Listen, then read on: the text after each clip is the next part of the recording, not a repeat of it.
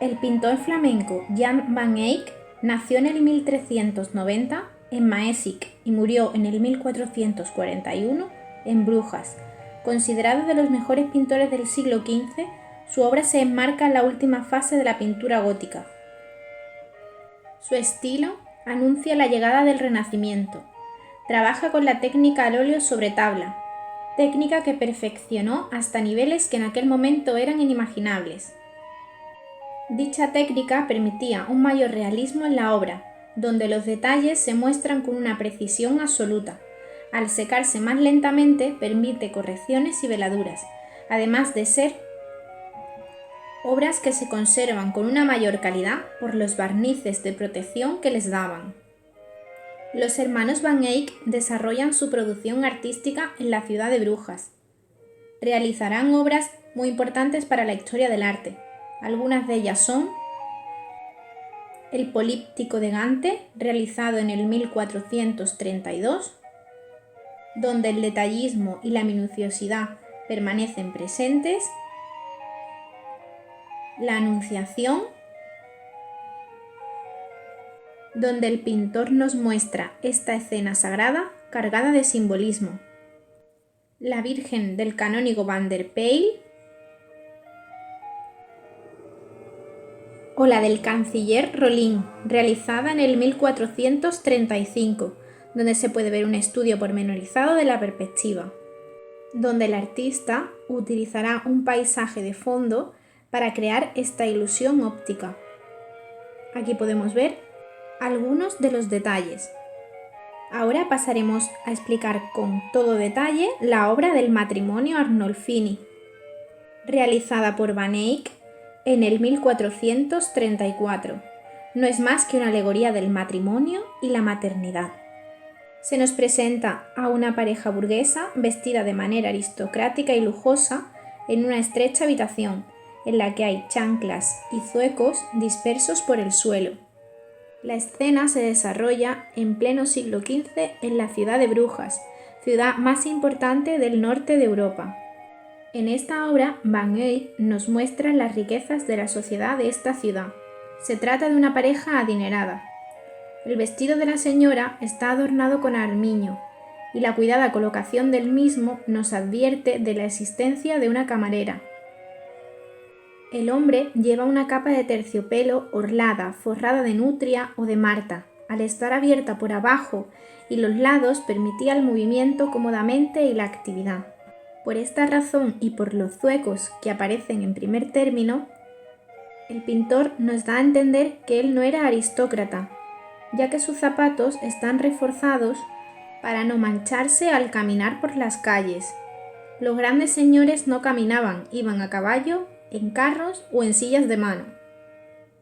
Se trata de Giovanni Arnolfini, rico comerciante y banquero originario de la ciudad italiana de Lucca. Estaba afincado en Brujas, donde tenía una filial de su negocio. Ella es Giovanna Cenani, hija de un banquero también de origen italiano. Ambos se encuentran en una estrecha habitación donde el espacio es dominado por la cama vestida con sábanas rojas que simboliza la pasión y el amor de la pareja. Durante el día se recogían las cortinas sujetándose en la parte superior.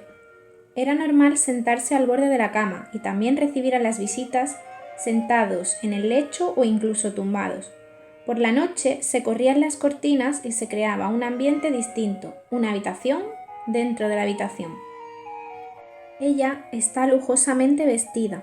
El vientre abultado no alude necesariamente a un posible embarazo, sino a la idea de belleza del gótico tardío, al igual que los pechos pequeños sujetos muy arriba.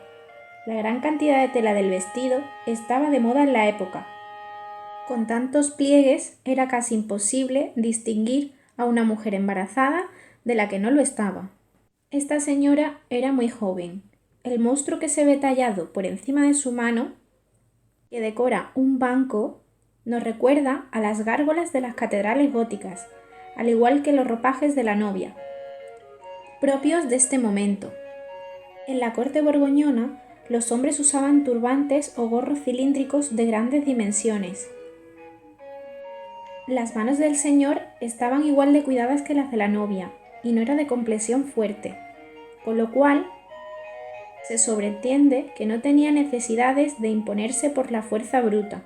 Algunos lo describen como astuto, frío y calculador. Lo podemos contemplar en su rostro. Lo que el pintor nos quiere mostrar en la obra es una ceremonia en privado. La mujer pone delicadamente la mano derecha sobre la izquierda del varón. Este roce parece festivo, además de situarse en el centro de la obra, dándole un significado especial. Los dos parecen festejar algo en su entorno cotidiano. La cola del vestido de la mujer está perfectamente colocada y el hombre levanta la mano derecha para hacer un juramento. Esto en la época eran indicios claros de boda. En el siglo XV no se necesitaban ni sacerdotes ni testigos para casarse cristianamente. El acto podía realizarse en cualquier parte. Los propios protagonistas eran los que impartían el sacramento. No será hasta el Concilio de Trento cuando se impondrá la presencia de un sacerdote y 2 testigos.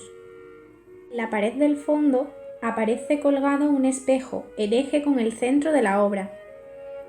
En él se ven reflejadas 2 imágenes. Podrían ser los testigos. Aunque no era obligatoria su presencia, en los matrimonios en los que los cónyuges poseían cuantiosas fortunas, se necesitaba la acreditación del contrato matrimonial, en el que se reglamentaban las condiciones económicas y tenía que ser firmado por los testigos. Se cree que incluso podría ser la figura del pintor la que aparece reflejada en el mismo. El marco aparece adornado con 10 de las 14 estaciones que se llevan a cabo a lo largo de un Vía Crucis. Esto nos indica que el matrimonio tiene un trasfondo religioso. La posesión de este tipo de espejos nos denotan la gran riqueza que poseía el joven matrimonio. En la época estaban considerados objetos preciosos por su complicada fabricación. Este mismo recurso de mostrar la escena reflejada en el espejo se volverá a utilizar 200 años más tarde por el pintor Diego Velázquez, en el cuadro Las Meninas. En la época, situar un espejo al lado de la ventana alejaba la mala suerte. Al lado del mismo nos encontramos un rosario con las cuentas transparentes. Este tipo de rosario era habitual que se lo regalara el esposo a su mujer. Las cuentas transparentes simbolizan la virtud y la pureza con la que la novia llega al matrimonio. La lámpara de araña de metal forjado, fabricada en Flandes, se sabe también que era enviada a Italia. Solo hay una vela encendida. Existe una tradición simbólica en la Edad Media en la que se solía llevar un cirio a la cabeza de los cortejos de boda, o bien el novio se lo entregaba ceremoniosamente a la novia.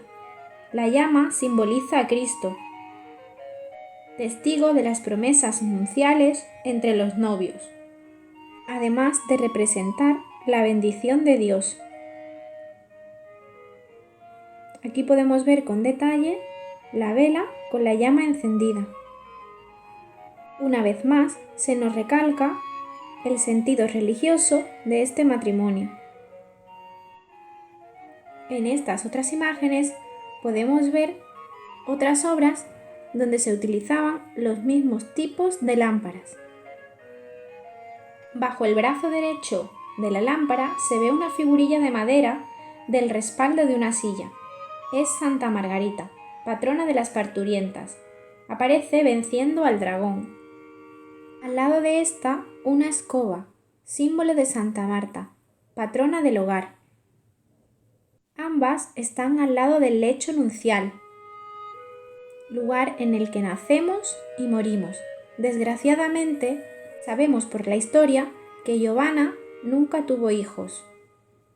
Los objetos que aparecen tirados por el suelo, si los interpretáramos de una manera realista, nos transmitirían prisa o desorden.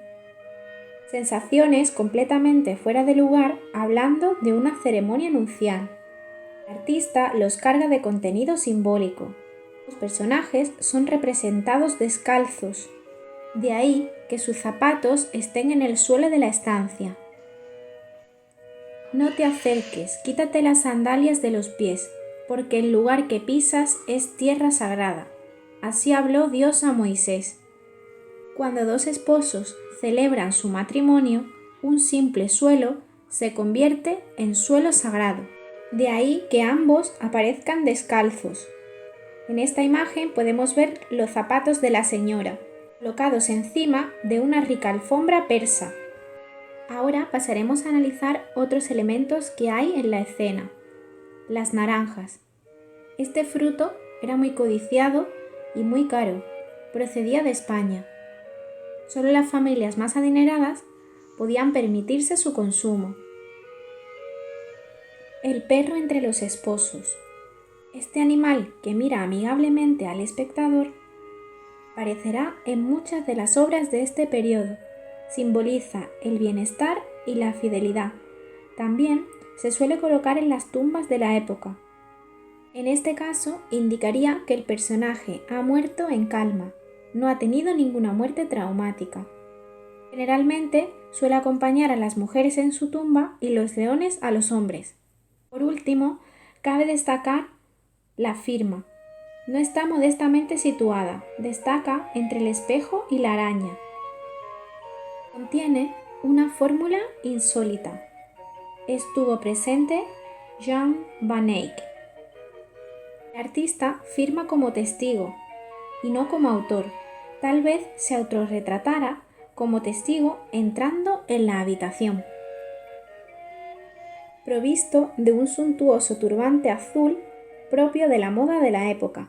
El matrimonio Arnolfini es una de las obras más cargadas de simbolismo del siglo XV. El artista nos representa con minuciosidad y exhaustividad todo tipo de detalles que nos dan información sobre los personajes representados. Está considerada una gran obra.